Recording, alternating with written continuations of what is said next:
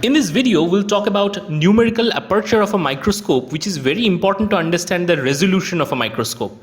So what is numerical aperture? Numerical aperture of a microscope is a measure of its ability to gather light and resolve fine details in a specimen. So numerical aperture is mathematically defined by Na equal to n sine alpha, where n is the refractive index of the media, alpha is the half angle with the optical axis. So let us try to understand what is the importance of numerical aperture and why we are bothered about it. So we have to understand the resolution of the microscope, which is defined by this formula, limit of resolution. So it is the shortest distance between 2 points that can be resolved. So it is defined as d equal to 0.61 lambda by n sine alpha. So let us try to understand this formula in a pictorial form. So in this case, lambda is the wavelength of the light used, n equal to the refractive index as we mentioned before, and alpha is the half angle with the optical axis. So here the refractive index, the half angle with the optical axis, the numerical aperture is really important to resolve finer details into the specimen. So let us see how Na actually affects the resolution of a specimen.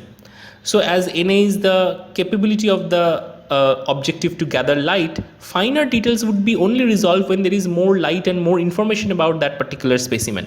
Greater the Na of a microscope, better is the resolution. That simply means a 10x objective would have a lower Na compared to a 60x objective. 60x objectives are much better in terms of resolving finer details. And another factor that affect the microscope resolution is the lambda, because remember the formula d equal to 0.61 lambda by Na. So if you can decrease the lambda and basically if you can increase the Na, that means you're achieving a smaller d, and that leads to a higher resolution of the microscope. Now let us try to understand empirically how Na can help in more light collection. So right now we are at a 10x objective, so it is air objective. The media between the cell and the objective, it's basically air. So when a light passes through the sample, through this cell in this case, it would obviously be refracted and also scattering would happen. So some of the orders of light would not reach the objective and it would pass away. So you can see when the light crosses through the cell and reach the outside of the cell, it is moving actually from a denser to a rarer media. So just by the principle of refraction, it would be shifted from the normal. Now imagine we have a 60x objective where there is oil between the objective and the specimen.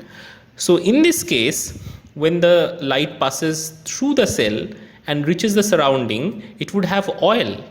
So it's a denser media right now, and actually light is traveling from denser to rarer to denser media. That means as per principle of refraction, it would be shifted towards the normal. So now we understand how the overall change in the refractive index of the media given can shift and change the capability of the objective to gather more light or higher diffraction order light. So simply more light is collected in these conditions. So higher the Na, more light is collected, better would be the resolution. So this is a quick view of all the objectives in the microscope and their rough numerical apertures. So this is an empirical thing. There could be specialized objectives which have different numerical apertures compared to this. So higher objective, higher Na, better resolution. Now let us try to even go deeper and try to understand what numerical aperture does to the point spread function that helps us to resolve better the specimen details. So point spread function is a simple function that tells us how the image of a point gets spread in the backfocal plane of an objective. So image of a point is actually not a point, and it's spread and forms concentric circle like thing, and this is known as the airy disk pattern. Sharper the airy disk, better would be the resolution. Now if we have higher Na objective, we can literally modulate the point spread function. So here are some points which are hardly resolved, and right now we are at 10x objective where the Na is 0.32.